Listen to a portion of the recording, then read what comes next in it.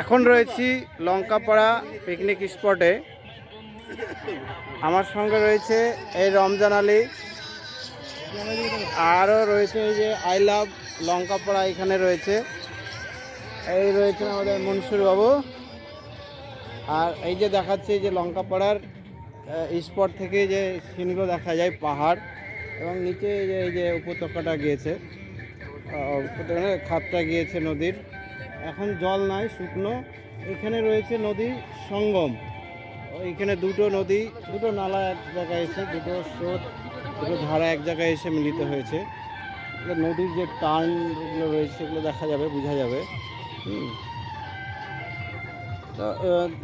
সুন্দর একটা দৃশ্য আমরা এই মুহূর্তে দেখতে পাচ্ছি। অনেক পর্যটক এই জায়গায় রয়েছেন, প্রচুর গাড়ি ওইখানে রয়েছে। বেশ ভালো একটা, বেশি দিন হয়নি এই স্পটটা খোলার। ধীরে ধীরে এই জায়গাটা মানুষের আকর্ষণীয় হয়ে উঠেছে, মানুষকে আকৃষ্ট করছে। আপনারা যারা মনে করছেন এটা দেখবেন, আসতে পারেন।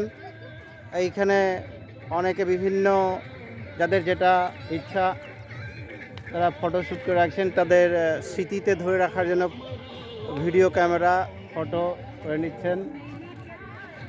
আমরাও রয়েছে এখানে।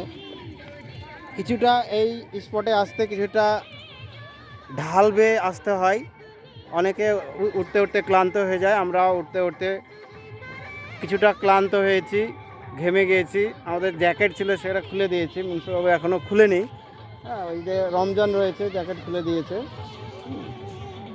ঠিক আছে।